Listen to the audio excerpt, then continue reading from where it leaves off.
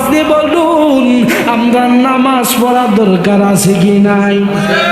নামাজ পড়ার দরকার আছে কি নাই? হায় নামাজ তো এখন কি সুন্দর পায়া গেলাম রে বাবা।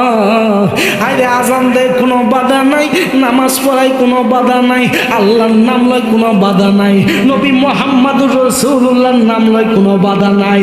এমন একটা জমানা ছিল, এমন একটা সময় ছিল যেই সময় আল্লাহর নাম নেওয়া যাইতো না, যেই সময় আমার নবীর নাম নেওয়া যাইতো না। আল্লাহর নাম নিলে কইতো হুয়া মুজ্জু, হয়তো বা পাগল হইয়া গেছে। নবীর নাম লইলে তো তারে দইরা ফিটাইছে। হায়রে আল্লাহর নামাজ পড়লে তো তারে পাগল কইছে।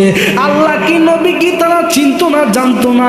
আল্লাহর ইবাদত করলো ইহুদি খ্রিস্টানরা বাধা দিত। আজকে আমার মতো মুসলমান, আপনার মতো মুসলমান উন্মুক্ত জীবন পাইয়া গেলাম, কি সুন্দর মসজিদ পাইয়া গেলাম। না চাইতে রমজান পাইলাম, না চাইতে হজ পাইলাম, না চাইতে যাকাত পাইলাম, না চাইতে এত সুন্দর ধর্ম ইসলাম পাইলাম, না চাইতে আমরা এত সুন্দর একটা পরিবারে জন্মগ্রহণ করলাম, না চাইতে শেষ নবীর উম্মত হইলাম, না চাইতে আখিরি পয়গম্বরের উম্মত হইলাম। এত কিছুর জায়গা দিয়ে আল্লাহ আমাদেরকে শ্রেষ্ঠ বানাইছে, আবার না চাইতে আল্লাহ শ্রেষ্ঠ কালামও আমাদেরকে উপহার দিয়েছে। এই জন্য আওয়াজ দিয়ে বলুন যে আল্লাহ পাক রব্বুল আলামিন না চাইতে আমাদেরকে এত কিছু দিয়েছে, এত কিছু কি পাওয়ার পরও ছাইরা দেওয়া যাবে? এত কিছু কি পাওয়ার পরও ছাইরা দেওয়া যাবে? না, ছাড়া যাবে না। কেননা নামাজ আনতে কিন্তু নবীর অনেক কষ্ট হয়েছে। এই নামাজের দাওয়াত দিতে, দিন ইসলামের দাওয়াত দিতে নবী অনেক রক্ত জড়াইছে রে বাবা। যেই নবীর গায়ে কখনো মশাবাসি বসে না, সেই নবীর গায়ে কখনো মশামাছি স্পষ্ট করে নাই, যে নবী রাস্তা দিয়ে হাঁটলে হাইরে রৌদ্র নবীজিকে স্পষ্ট করতে পারতো না। মেঘমালা আয়সা আমার নবীকে ছায়া দিত। যে নবী রাস্তা দিয়ে হাঁটলে হাইরে গাছ উকি ঝুঁকি মাইরা আমার নবীকে সালাম প্রদান করত। যে নবী রাস্তা দিয়ে হাঁটলে হাইরে পুষ্কুনির মাছগুলো পর্যন্ত আমার নবীরে সালাম দিত।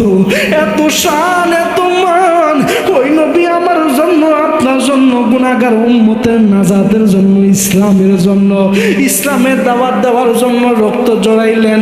ওই নবীজি মারি খাইলেন। একটু আওয়াজ দিয়ে বলেন ওই নামাজ রোজা কি ছাড়া যাবে? আর আওয়াজ দিয়ে বলেন কি ছাড়া যাবে? নবী আমার ইসলামের দাওয়াত দেয়। হযরত আব্দুল্লাহ ইবনে আব্বাস রাদিয়াল্লাহু তাআলা আনহু কয়, ইয়া রাসূলুল্লাহ, নবী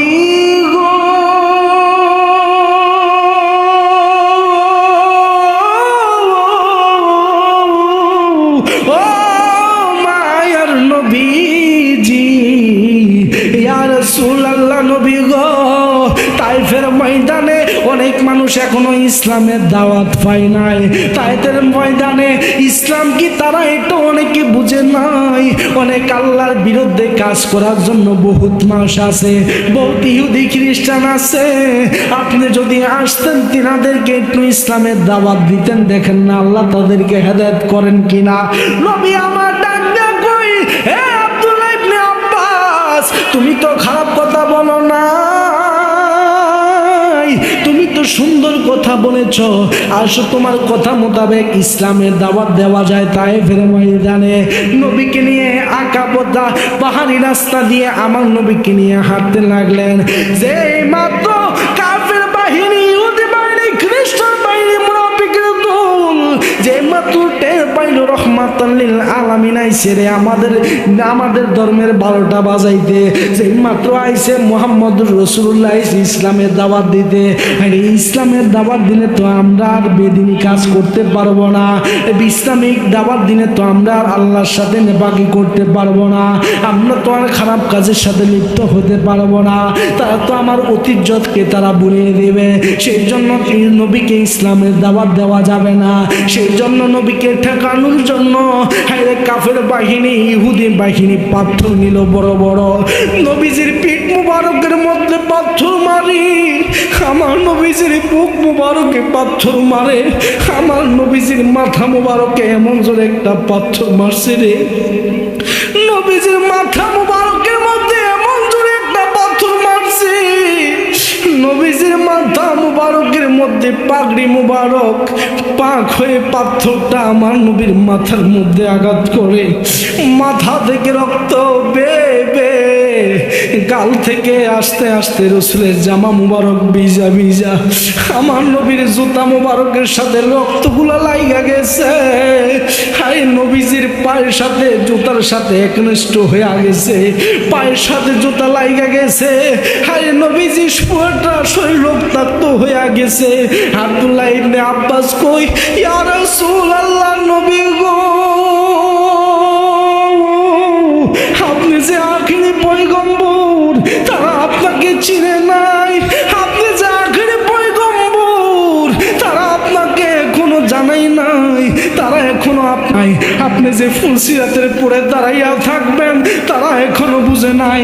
আপনি যে কঠিন কিয়ামতের দিন হারে উম্মতদেরকে বাঁচানোর জন্য আপনি হাউমাউ করবেন তারা বুঝে নাই। আপনি যে জাহান্নাম থেকে টাইনা জাহান্নামী ব্যক্তিকে জান্নাতে নেওয়ার জন্য কষ্ট করবেন তারা এখনো এটা বুঝে না।